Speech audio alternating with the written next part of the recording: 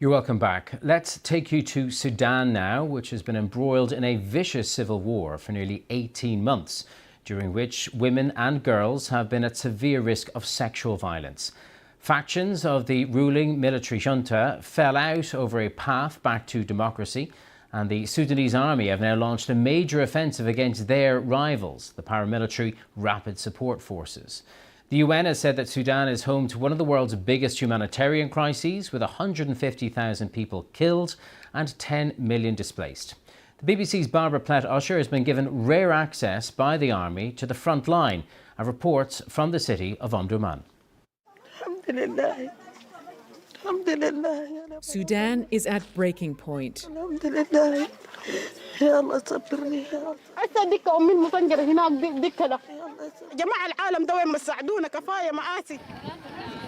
Just outside the capital city is a crossing between the warring parties.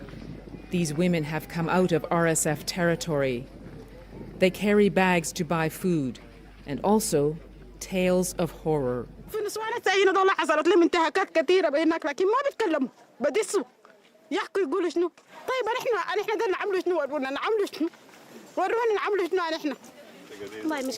I asked them why they didn't leave.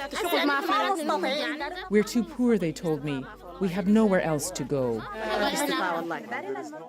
Almost a year and a half of civil war has destroyed parts of this city and other areas of the country.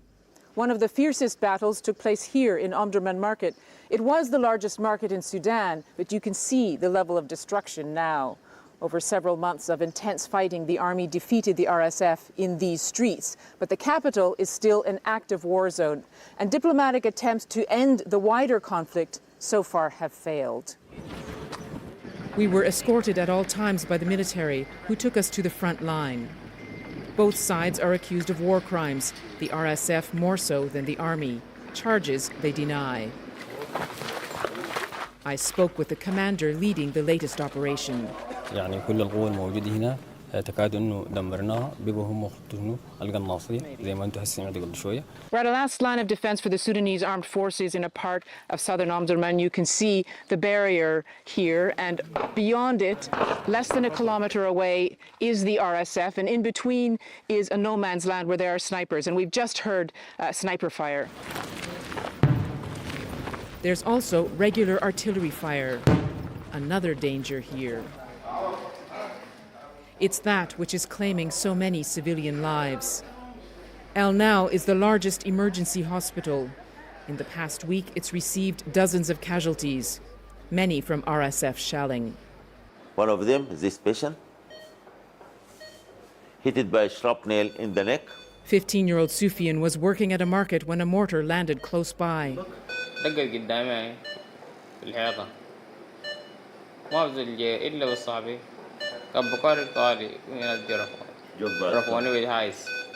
He's now paralyzed from the neck down. Sufian's mother had asked him to leave the market shortly before the attack.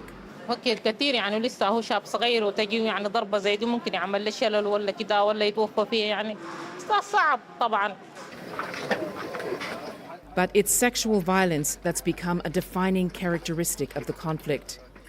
One woman told us RSF fighters broke into her house, demanding to rape her two daughters. The youngest was 10 years old. We've chosen not to identify her for her own safety.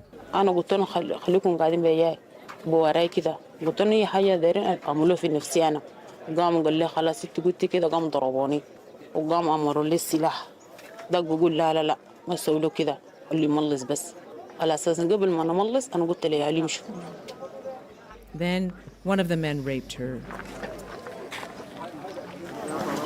It's late morning, time for the women we met to start the walk back home. For as long as this war goes on, they have no choice but to return to its horrors. Barbara Plett-Usher, BBC News, Omdurman. And Barbara Plett-Usher joins me now from Port Sudan. Barbara, thank you for that fascinating insight into an underreported conflict.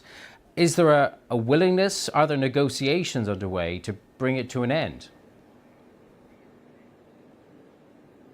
There have been various negotiation attempts to get a ceasefire. The most recent one started in mid-August, led by the U.S., also trying to get better humanitarian access while the war went on. So that was a second goal.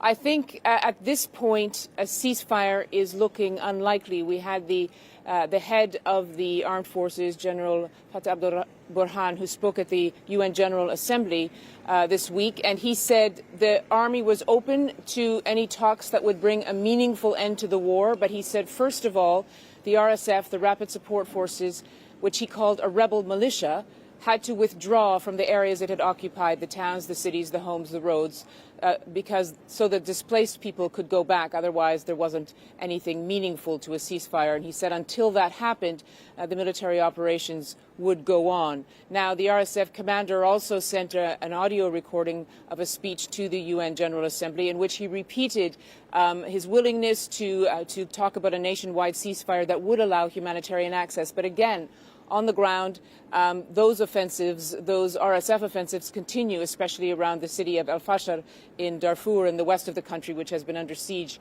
for months. So the situation is not looking promising. Perhaps there might be some movement towards getting better humanitarian access in the midst of the fighting. But frankly, the conditions that have created it, although you might be able to alleviate the worst of the hunger crisis, the conditions that have created is really fueled by the conflict. So at this point, it seems very unlikely to me that the RSF would be willing to pull out of its positions in order to facilitate a ceasefire, and that is what the army is saying is its absolute position. And just help us to understand a bit better the challenges that there are for humanitarian workers trying to help civilians. What do they need to be able to do more? Well, they need more money because the UN has asked for $2.7 billion for aid, and it's a very small part of that has been funded. But the key thing is what they need is access, because where I was, the report you saw, that was army-controlled areas. But the worst of the humanitarian crisis is in RSF-controlled areas, and there isn't really much access to it. The army had closed one of the key border crossings for aid trucks. It said that they didn't want that crossing to be used to smuggle weapons.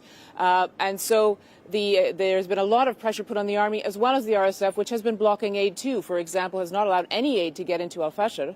And there you have the worst of the hunger crisis. That is where the UN has declared there is famine. So in these talks that the US has been leading, there was an agreement to open these corridors, at least temporarily. Some of the aid has gone through. While we were here, we heard that at least one or two convoys had gone through, but that is not what's needed. What's needed is a consistent, large flow of aid to stem what is really a very serious crisis at this point. And so, the UN has said, although there has been some movement, there hasn't been nearly enough so far. Barbara Plett-Usher reporting from Sudan. Thank you for that.